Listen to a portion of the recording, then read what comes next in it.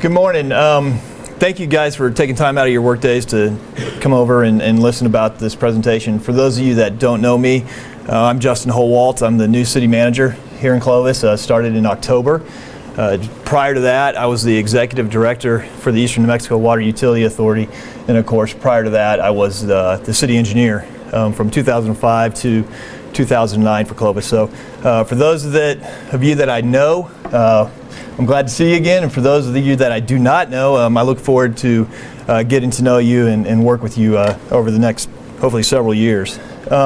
Today, what we're here for is to discuss general obligation bonds. Why the city of Clovis is looking at general obligation bonds, what general obligation bonds are, and how we can use general obligation bonds. Over the last several years, the city of Clovis has had many successes in trying to improve our infrastructure. Of course, there's several projects that you're probably all very familiar with. Martin Luther King from 21st Street to Llano Estacado, we are able to widen and expand sidewalks, drainage improvements, bike lanes, etc. North Street from Llano to Wilhite.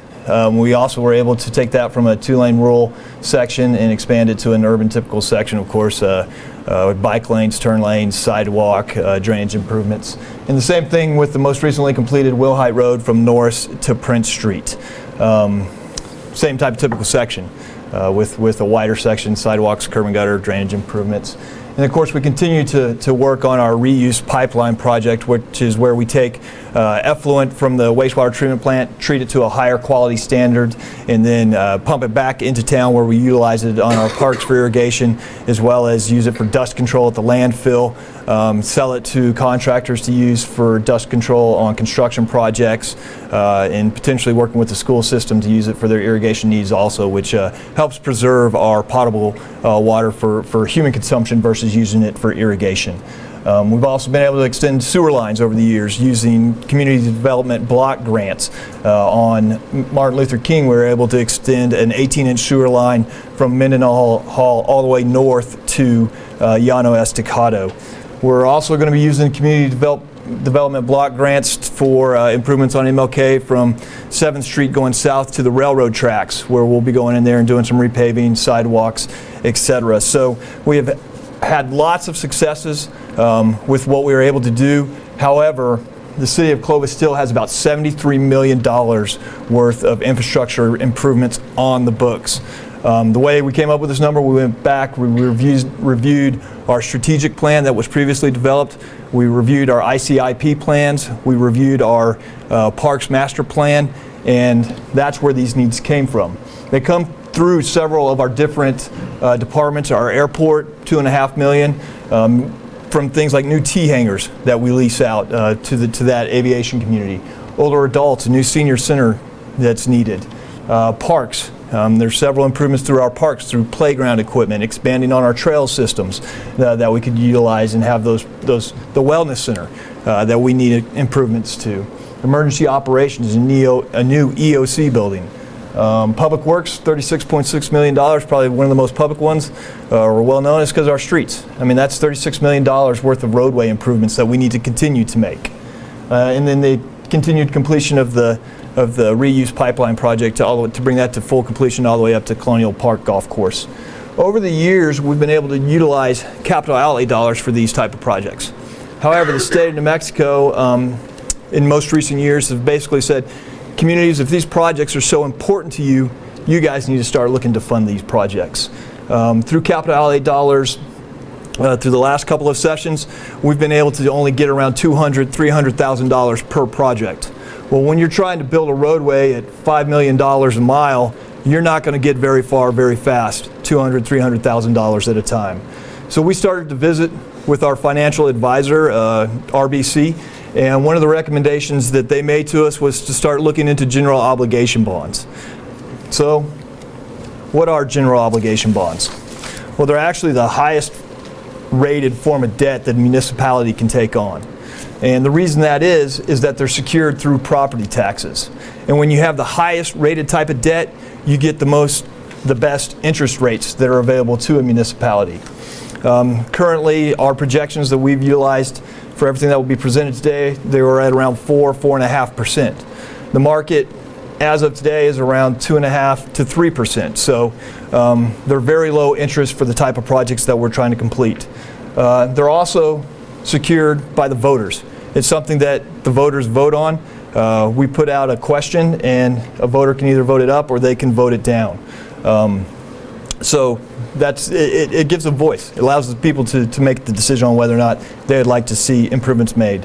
What all they can be used for, of course, is street improvements, as I've talked about, public safety improvements. As the city continues to grow, we're going to need additional potential substations for our police department. Our fire stations may need to expand. We can use general obligation bonds to build those type of facilities.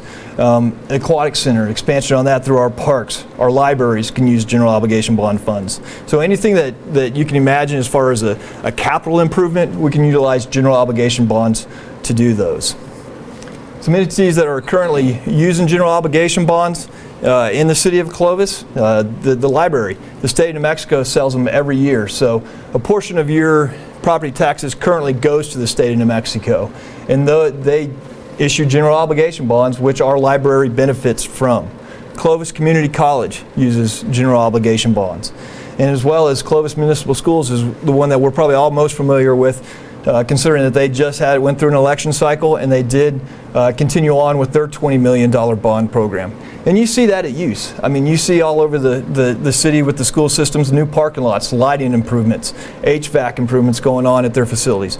Well, they're able to do that all through their general obligation bonds that they've secured.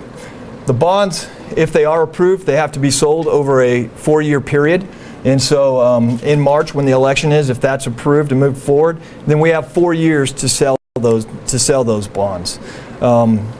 Once again, since they're based off of property taxes, our property taxes have continued, or our property values have continued to increase over the last 10 years. Our property tax or property valuations have gone up from about 6% over that 10-year period versus our gross receipts tax, which has only increased around 3%. So we like to see those increases in values, which then help with those mill levies that are put into place. You're allowed to bond out additional dollars. And the reason for that is that you're capped at the amount of general obligation bonds that you can withdraw at 4% of your assessed values. So if your assessed values continue to increase, then you can bond out additional dollars in the future.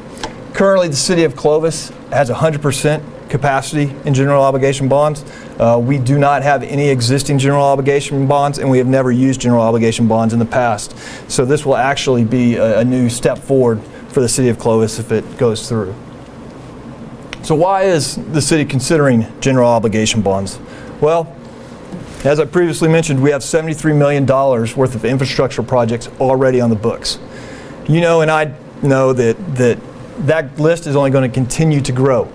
Our infrastructure, our buildings, they're not getting any younger, and so we're going to have to find a way to fund and make those improvements that we have. Traditionally in the past, we've used gross receipts tax to fund these type of improvements.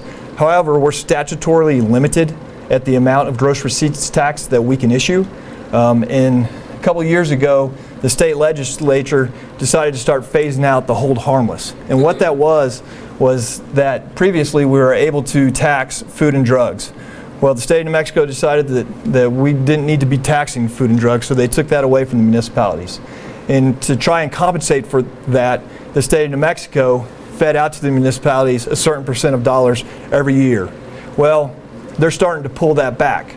So what they did to pull that, since they're pulling that back to allow you to make up that difference, is they allowed you to issue 3 additional 1/8 gross receipts tax.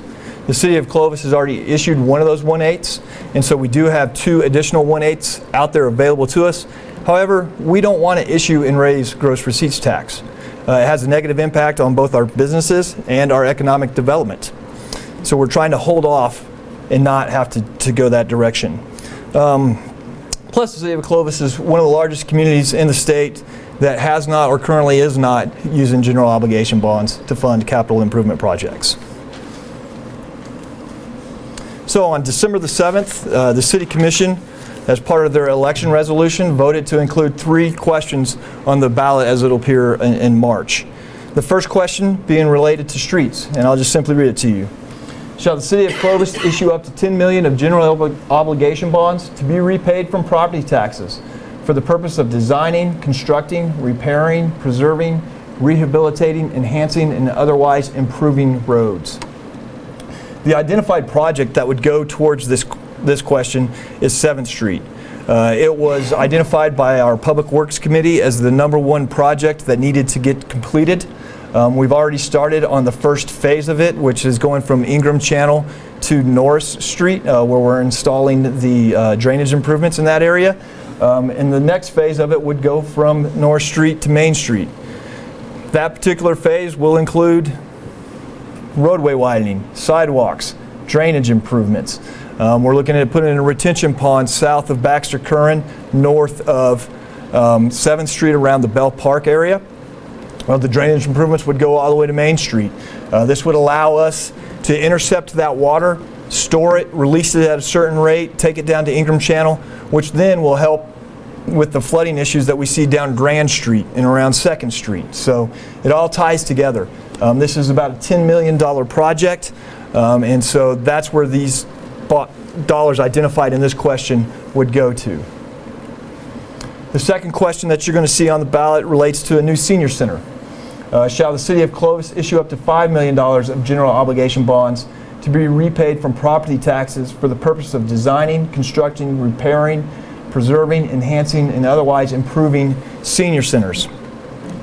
You're all aware that the Parks Department redid their master plan several years ago. As one of the survey questions that they put out in that redo of the master plan was, would the citizens like to see a new senior center? 73% of the respondents said yes, we would like to see a new senior center. So that puts some additional things into motion. So since that was a part of the Parks master plan, we started to go out and seek capital outlay dollars for the design of that project. Those capital outlay dollars were secured, and we're out to an RFP right now for the design of that building. We also went and conducted several town hall meetings around the City of Clovis for a location of a new senior center. That location ultimately ended up being south of the Aquatic Center in Hillcrest Park. That was taken to the City Commission, and they voted and approved for that location to be the site of the new senior center. The senior center will include a mill site. It'll include crafts rooms, potentially adult daycare. So those of us with elderly parents that take care of them, you'd be able to take them to the adult daycare. They would watch over them, giving you a break to go run errands or do other tasks throughout the day that you may need to do. The City Commission also created a task force for the design phase of it. So we're involving our Baxter Curran group, our Friendship group, members from La Casa, to all come together and say, hey, what would you like to see in this building? So we'll collaborate with them and work through the process with them. But that's the second question that will be on the ballot.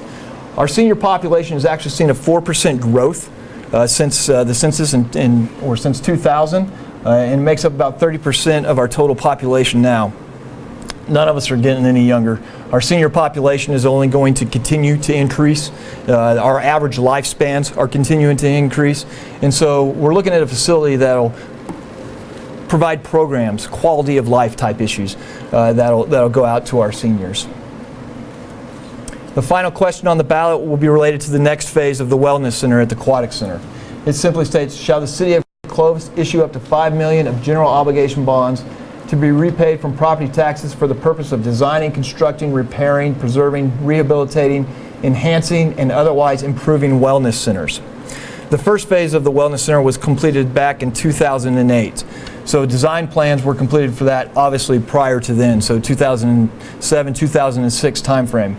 That project has been sitting on the shelf for now almost over 10 years. We're trying to find a way to continue on with this next phase. The next phase consists of a therapy learn-to-swim pool, aerobics rooms, weight rooms, additional locker rooms. On the therapy pool, we're not talking a small pool that you may see at PRMC. It's actually about a 25-meter, 4-lane pool that has about 6 foot of depth. This allows us to expand the classes that we offer at the Aquatic Center. Your water aerobics type classes, your walking in the pool type classes. It also will give our CHS kids an opportunity to potentially host swim meets.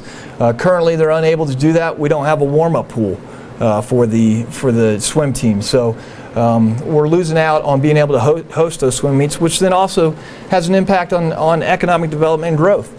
If we're able to bring teams in, those teams are staying at our hotels, those teams are eating at our restaurants, they're spending their dollars here in the city of Clovis.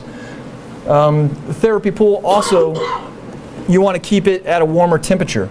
Currently we heat the entire aquatics pool up to around 80 degrees. Well, there's energy costs that go along with that because of that high volume of water.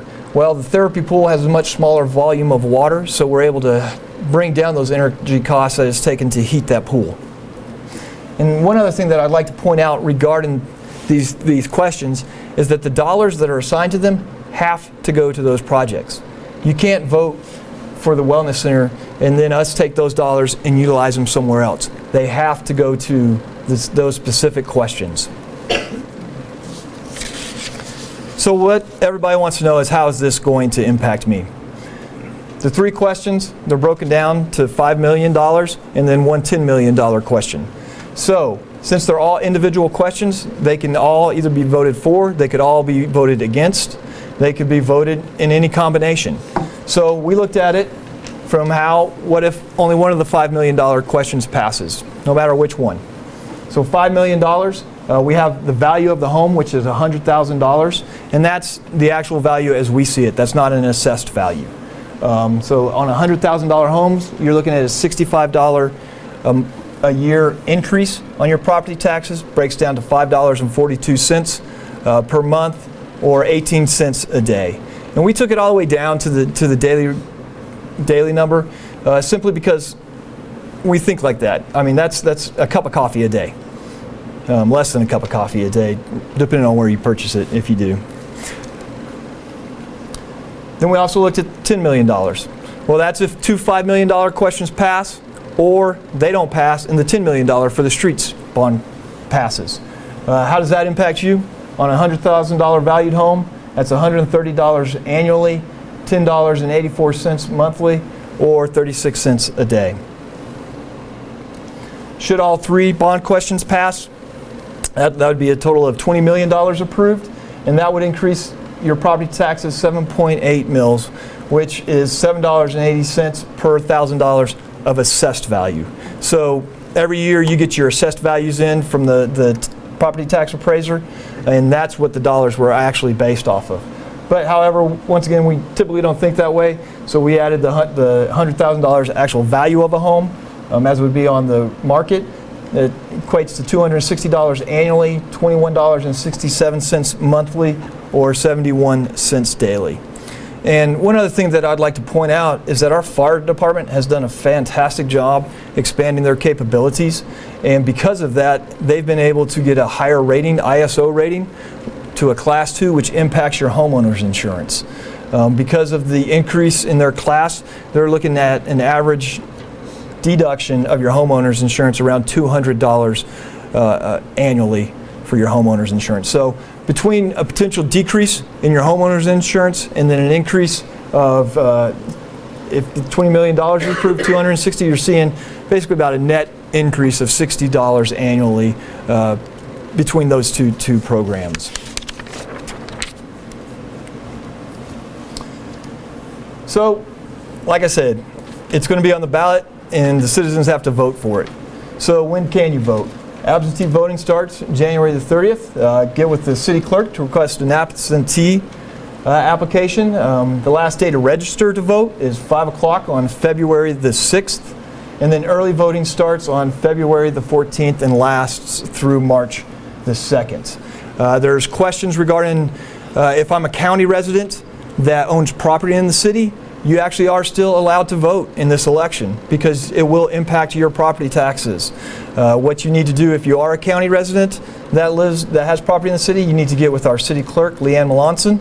She will provide you the forms, and then you go to the county offices and have their clerk verify that you are registered to vote in Curry County, and also verify that you are have property within the city limits. Once that is returned to Ms. Melanson, she will provide you a ballot, and the only thing that will be on your ballot would be these 3 questions. You're not allowed to vote in regards to the City Commission race. So where do you vote on March the 6th? We have the 5 different locations throughout the city that you're able to vote. Colonial Park, the Youth Recreation Building, Roy Walker Community Center, Trinity United Methodist Church, and the City of Clovis Fire Substation number 5 out on Brady.